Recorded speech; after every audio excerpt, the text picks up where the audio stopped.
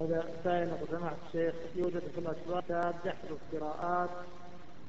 أهل الزيغ والارتياب عن دعوة الشيخ محمد بن عبد الوهاب والدكتور ربيع المدخلي، هل تنصحون بقراءته وجزاكم الله خيرا؟ أنا ما قرأت الكتاب، والشيخ ربيع صاحب عقيدة سلفية، فعقيدته حسب ما يعرف عقيدة صحيحة،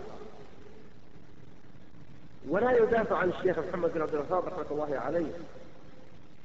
إلا من هو أهل لأن يحسن به الظن. الشيخ من المخرجين من الجامعة الإسلامية في المدينة، والدارسين فيها في عهد سماحة شيخنا رحمة الله عليه الشيخ عبد بن باز،